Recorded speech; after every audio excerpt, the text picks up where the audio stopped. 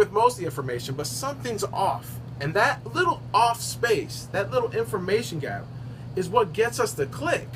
Gets us to do this with our mouse wandering over here, right? It get a physical activity out of us. I think it's an amazing insight. You check out these headlines, for example. 7 puppies die after an American Airlines flight. Oh my God, how could this happen? What's going on? It's a curiosity trap. 15% changes everything. 15% of what? I mean, I wonder if he's talking about that 15% that I have. What Hugo Chavez teaches us about Twitter. Oh man, I thought Hugo Chavez was dead. I wonder what he's doing with Twitter now. So all these puzzles, these headlines use curiosity against us. They get us to participate. George Lowenstein first recognized these curiosity instigators in 1994 as information gaps. Your brain knows what it doesn't know. That's the beauty of the puzzle. What's also interesting is that we are most curious, we learn the most after we're wrong about something, right? That's why it's so important to be wrong. That's when our curiosity spikes and we are sort of the most receptive to learning new information. When we had an expectation and that expectation is interrupted. If I told you, for example, that George Washington wasn't the first president, your curiosity rises because that's a known fact. But I could argue that Warren G. Harding is actually the first president. Why? Because all people couldn't vote until 1920. So now curiosity will save Warren G. Harding for a little while in long-term memory. And this is Warren G. Harding's only chance. Speaking of long-term memory, Mona Lisa's smile is also a classic information gap. And it's drawn our curiosity in for hundreds of years. If our brain recognizes a smile or a frown, we assign an emotion and move on.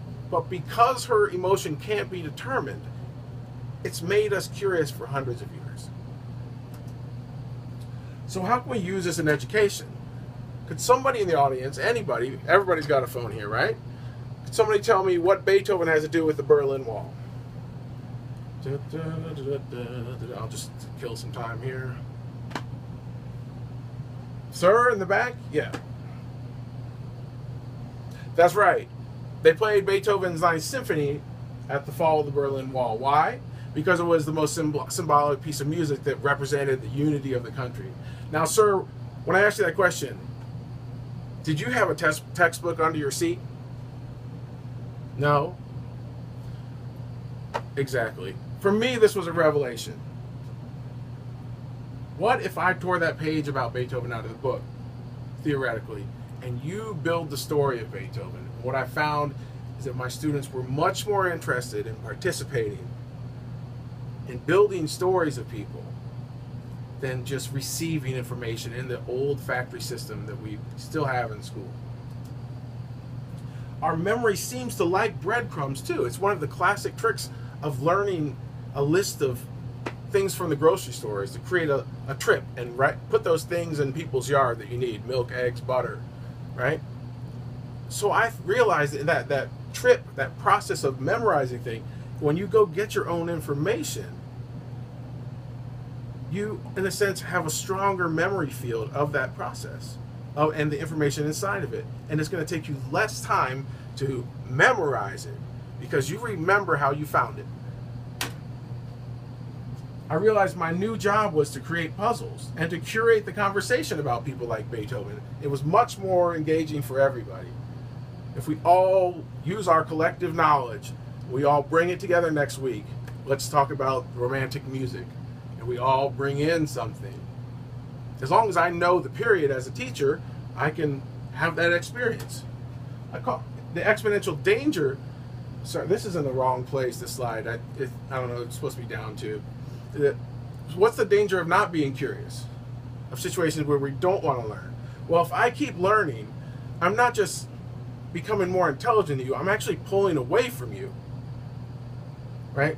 And when we see each other at the 10-year reunion, If I've been learning, my knowledge map has been multiplying and dividing exponentially while you're still where you were. These couple statistics here from Pew Research poll. 80% of teachers said students are overwhelmed by the amount of information available to them. 87% of teachers said that they use Wikipedia. And this last statistic is surprising to me. 91% of teachers agreed on something, which in itself is amazing. If you've ever been to a faculty meeting. 91% of teachers said the most important thing for students to learn today is judging the quality of information. So I want to start that process now. I call it interactive listening, right? And it's an idea of building an education in class, and building your education with homework. I create great questions. I create great puzzles, sort of like a Hunt and the Da Vinci Code that I was also inspired by. If that book can get people to read, then I can create puzzles that make people interested in reading, researching. And the big reveal is that it started as my class, but it's expanded now, and I have lots of schools using it, a couple hundred schools around the world. I never had a plan of building a miniature sort of book company, but a lot of teachers have responded to the idea.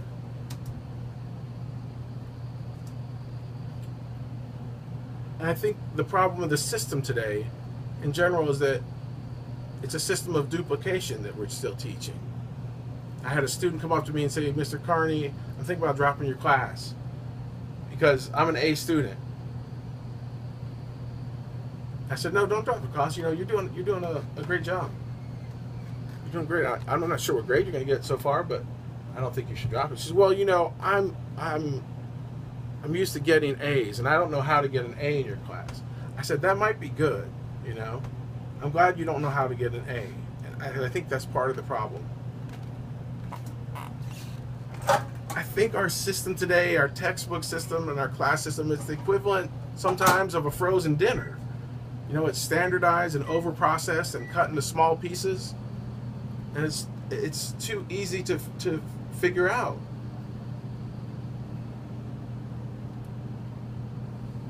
It's made to provide the base information for a lot of people, but it doesn't encourage you to think for yourself. And all information we absorb creates thinking patterns. So whether or not you like it, that textbook is influential on your view of the world. Every teacher I know is pulling their hair out to make education more exciting, make the content more exciting. But what if it was more exciting and we didn't have to sort of jump up and down every day to make it exciting? That's the challenge of being a teacher, is just getting exhausted with the requirement to be the material. What if the material pushed your students also? We don't think of teachers as being creative people, but for me, coming from music, I found a new creative world that I love, like almost performing for my students and creating content and questions and for them. They became my audience, and I was their audience for their research and for their curiosity. And whatever they brought back to class, you know, everybody brought back interesting things about Mozart or Beethoven that I didn't know. That was a real sort of learning experience for all of us. We want our students to grow up and be creative, but we don't think of them leading or being led by creative teachers, and I don't see how it's going to work. Creativity doesn't grow on trees, it grows on people. You learn creativity from other people. I think all teachers and other styles of classes and other disciplines need to be creative, not just the arts. This isn't a message about changing music education. This is about changing the way everybody gets to teach, to unleash their creativity. I mean, what if we had a workshop for teachers to learn to make their own videos and apps and quizzes, do new types of interactive quizzes, and instead of paying the textbook company $254, we paid Steven Spielberg. Oh, that's ridiculous. You know, but spending that money on a standardized test doesn't change anything, it just measures. This is another puzzle. It's not going to perfectly explain Vivaldi's music to you. I wanted you to be curious about it. How does the video relate to the motion of his music?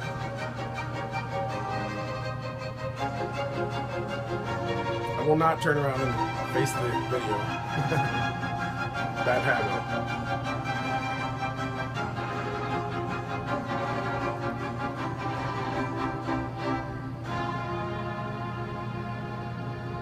Now, there's a lot we could talk about. There's a lot of ways you could have heard, and every student I've had engaged with it differently and heard the video or saw the video with a different relation to the music than I necessarily expected. The last thing we need to create curiosity is awe, because it creates a higher memory pattern in the brain. It saves information with a higher regard. Things that inspire us, like great performances, an amazing landscape. And it works more than making people happy or sad or scaring them into doing well on a test. Awe creates one of the strongest forms of memory. And that's why it's so important. In this next video, I tried to bring in awe and describe the cycling of rhythm and the usual definitions I had to go through in class, but present the definitions with a visual pattern of what rhythm would look like. I wanted something that would compete in this world with everything else that's around us. Oops, I'm just having this joke.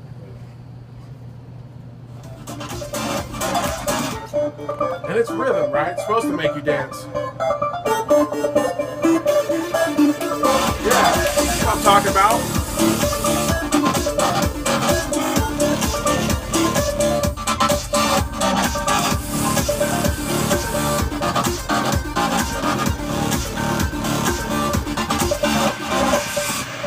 Better not show this video of me dancing.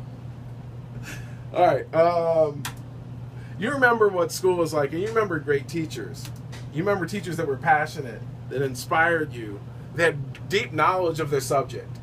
You know, they really knew the subject. They could convey it to you. They could build a bridge to the content, and at the same time, they listened to what you thought. Those are the key ingredients for a great class.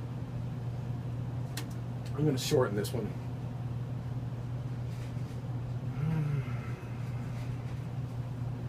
And the Vivaldi ones I'll probably shorten. I don't think we can beat distractions by banning phones or banning YouTube or banning Wikipedia. These are the greatest resources of our lifetime, and yet our system is still trying to protect itself. I think we have to be better than all that. So I'd like to leave you with this last clip that uses awe, information gaps, and you. I'm going to need you to help me clap through this one, and we're going to talk about how music got started 35,000 years ago. This is how I start my first class, get my students involved in trying to design curiosity.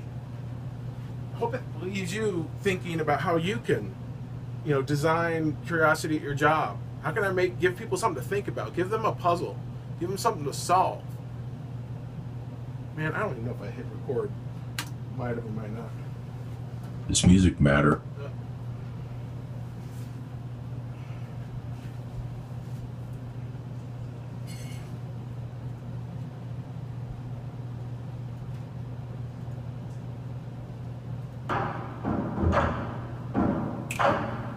I need you to put your feet, clap, feet, clap, foot, clap, foot, clap. In 2004, archaeologists discovered a flute in a cave dating back to the Ice Age. And overnight, music history became 10,000 years older. That means that 35,000 years ago, when humans rose and Neanderthals disappeared, we were playing music. Why? Why does it light up our brain? Why does it make our hair stand up? Why do we need music when we win? Why do we use it to escape? Oh, it's freezing up. Music's older than the Bible, the Torah, or the Quran combined.